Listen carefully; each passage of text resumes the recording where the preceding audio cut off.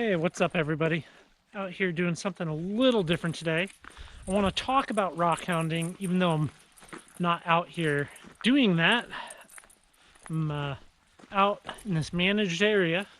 I'm walking this fence line looking for antler sheds. So in this area, they seem to start dropping them in mid-December. So who knows, I might come across something. It might be until the spring. But what I wanted to talk about is just some tips and advice on rock hounding, some stuff that I've learned over the years, some stuff that, you know, if this was 3 years ago, I wish somebody would have said some of these things. You know, I'm by no means an expert, but I got a couple of years under my belt, and I think I'm pretty good at finding cool, interesting rocks.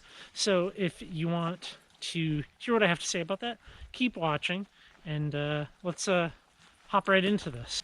I would say one of the most important things when you're first getting into rock hounding is to go out and buy all of the guidebooks for your state, your area, whatever. You know, like some of I got the dog here.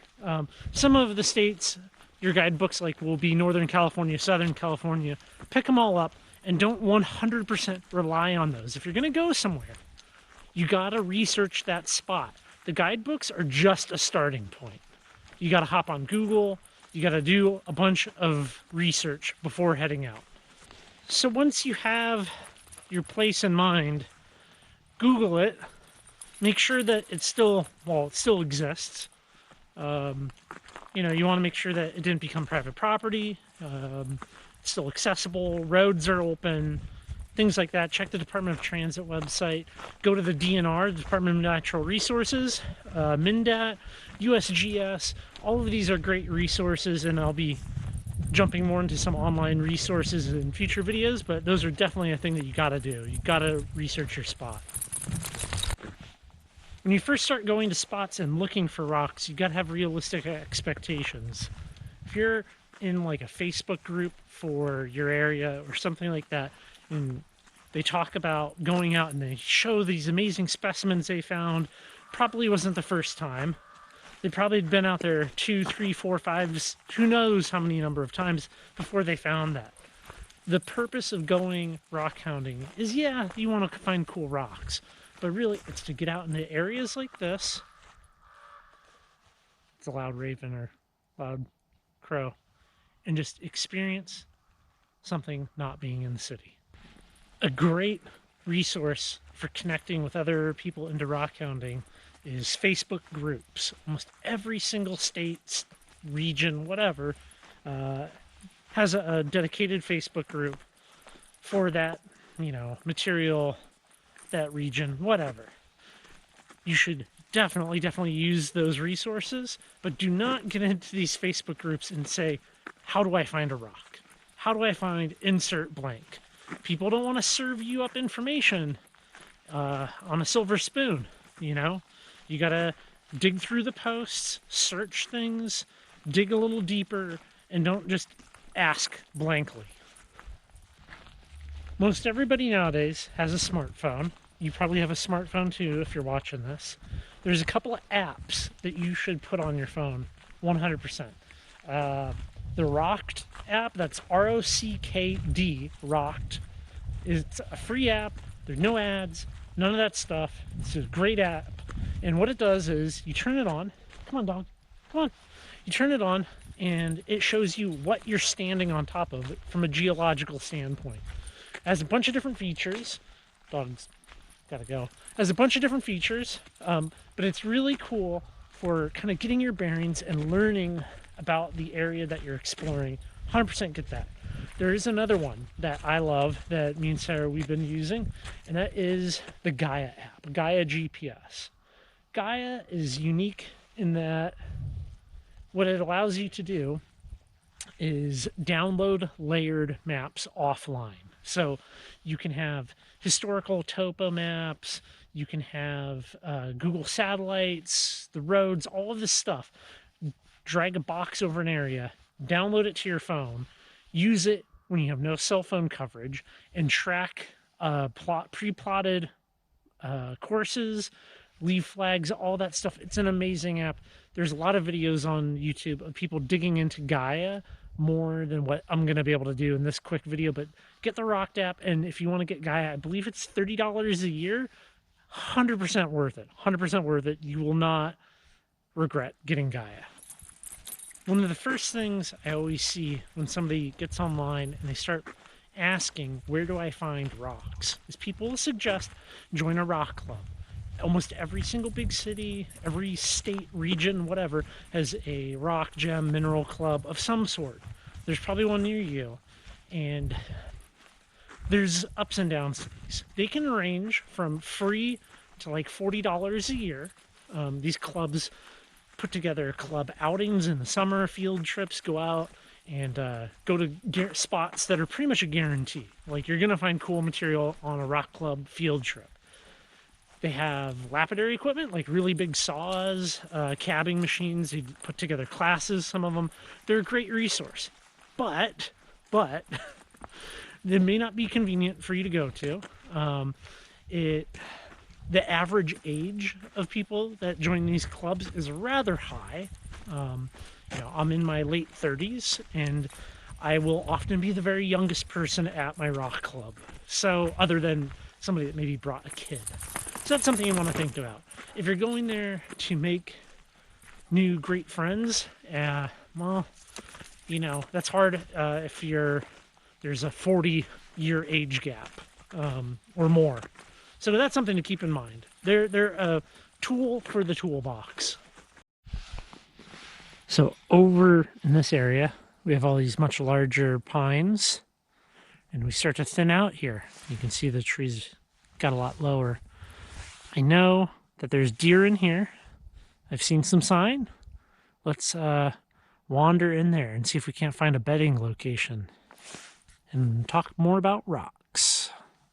Definitely, when you go out, don't get dissuaded when you don't find anything. The internet kind of skews things in many ways, and I'm guilty of contributing to that, but I go out all the time. I never make a video. I never post photos because I didn't find anything. Literally did exactly what you're kind of seeing right now, which is wandering around in the woods, exploring. Yeah, we go to dedicated rock hounding spots, known spots, and collect material, but a lot of it is also just tromping around in the woods. So don't get bummed out if you don't find stuff. I kind of look at rock hounding as having 3 kind of layers of difficulty to it. You have, and there's nothing wrong with doing any of them. I do all of them. But there's like walking a beach, looking for interesting rocks, agates, things like that. Beach combing. Pretty low bar of entry. It doesn't take a whole lot. Then there's walking on creeks. And that also doesn't take a whole lot. You're mostly gathering surface material. Then you have going to a place where you're going to be doing some walking of a great distance. Some walking of a great distance. You're going to be walking a short distance to a great distance. You're going to be carrying all of your stuff. And then there is exploring remote wilderness areas. If you're doing anything above beach combing, I suggest you go prepared and definitely let somebody know where it is that you're going so that you're not out in a spot like this and twist your ankle, get hurt. Any number of things can happen. You want to leave a plan with somebody. It makes sense, especially if you're out, you're swinging tools, all that. Let somebody know. A lot of the guidebooks talk about locations having tumbler material. Saying that kind of tricks you into thinking that it's something special and you should go there and you could collect tumbler material. Well, guess what? Virtually every single thing is tumbler material. There's, of course, exceptions to that if it's really soft, but for the most part, everything's tumbler material. Don't buy into that. When you want to do anything other than gathering surface materials from creeks and beaches, things like that, you want to get into more hard rock mining, you are going to need some tools. You're going to want stuff like a big sledgehammer, a little sledgehammer, like hand sledge, chisels, screens, buckets, a mattock, breaker bars, all of these different tools can make it a lot easier when doing hard rock mining. You do not need the nicest stuff. You do not need the best Est-wing tools. I mean, I love good tools as much as any guy, but you don't need Snap-on, you don't need Matco. Harbor Freight tools can get the job done and can last you years and years of rock hounding. So don't go and break the bank when you start. It's certainly best if you can plan for the worst case scenario and go out into these type of areas somewhat prepared. So you're going to want to have a capable vehicle and you're going to want to maintain it. You're going to want to have a good battery. You're going to want to have emergency supplies in your pack, in your vehicle, so that you don't get screwed. And you may not need those things ever, Somebody else might, though. You might come across somebody in need. It's good to go to these types of areas and be prepared for any situation. Just because you see a rock or a fossil, an artifact, petrified wood, does not mean you can just take it. It really depends on where you're at. Are you on private property? Are you on BLM land? State parks vary from state to state and park to park. National parks, all of these things you should factor in and look up before you get there, before you leave your house. Look up and make sure you can collect things. Artifacts are off limits most of the time. There's limits on the amount of petrified wood that you can take. You should do your due diligence and look those things up. So let's say you found a cool rock, something that you don't know what it is, and you want to identify it. There is step-by-step criteria that you can use for identifying rocks. But what most people do when they're new is they'll take a photo of it, they'll post it on Twitter, Instagram, Facebook, wherever your social media that you use, be like, what is this? Let me give you a little bit of advice for how to handle that. Post where you got it. You need to say about where you got it. That can help immensely. Just saying, oh, I got it in Washington does not help. Saying something like the Spokane River, the Okanagan Highlands, that's helpful. Your rock that you found that you think is cool is probably not special. You don't need to try to keep your spot secret. There's plenty of rocks for everyone. A perfect little clearing for deer. Probably won't find a shed, but I like knowing some good spots where deer are bedding down, where they have food supply, things like that. There's no hunting in this area. So I think as the winter grows old, I will be heading back here multiple times, looking for sheds. So let's talk about people in the rock hounding community that are secretive about their spots. I am clearly not one of them. I mean, I have a YouTube channel. I post all of the coordinates, I post directions, I do all of that stuff. Well, don't expect that from everyone. Most people act like they found, a pot of gold at the end of the rainbow, and they're not willing to share it with anyone ever, under any circumstances. I don't know why. Somehow, if you have something, it lessens what they have. Whoop, tree.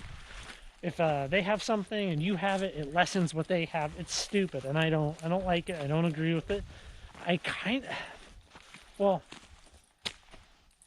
Yes, a lot of this stuff is a finite resource, but you look at areas like Red Top here in Washington, that place has been being visited for 60, 70, 80 years or so, and I can still go up there and find amazing specimens by putting in a little bit of work. So, yeah, maybe the easy stuff is gone. You read historical documents of people just reaching down and being like, oh, hey, check out this amazing geode right off of the ground. Those days are gone. But there's still plenty of stuff out there. Check this out. That's a pretty old can. Somebody's out here plinking, it would seem. It's an old Olympia. That's kind of cool. If you find a rock that looks like something other than a rock, and examples of that could be an egg, a tooth, a claw, what else? I'm forgetting stuff. A meteorite. Come on, dog. Most likely, you're wrong. It is not those things. Unless you specifically went to a spot known to have those things. It is not that. Sorry, it's not. Well, that's enough of my face. You get to look at the dog. If you found this video useful, which I hope you did, whether you're, a rookie or a seasoned veteran at rockhounding, maybe there's a little tidbit of info in there that could help you get out and find cool rocks. I'm sure I forgot some stuff. It's hard to just, oh, come on, Doug. It's hard to just pull it all out like that and, touch on these things. And of course, in the future, I will probably be making more expansive videos on these topics. I've kind of already started the Rockhounding Guide series. Now, I'm not the most experienced rockhound. I've been doing it for a while, but haven't been doing this for 10, 20 years like some of y'all. So if you have any advice, you think back about when you started, what could you tell yourself when you first started? Go ahead and drop that down in the comments section. I would love to hear it. I'm open to being wrong about these things or learning stuff. And please hit the like button, hit the subscribe, that bell, all of that stuff. When you do that, YouTube starts to suggest my videos to other people that are interested in rocks, and that helps me out a lot. I appreciate all of the support. I appreciate the friendships that I've made through this. Thank you all very, very much. And I think right now, I'm just going to walk on down to the river. I'll show you where I'm at. Look at that. Got this whole place to myself. Nobody here. I mean, yeah, there's a... Oh, get back here. There's a road on the other side. Oh, check that out. There's a road on the other side, but nobody here. Hundreds of acres all to myself. Boggles the mind. You have a country, 300 plus million people, and you can still have an area like this.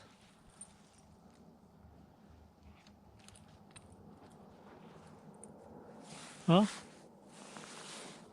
let's close out on that view.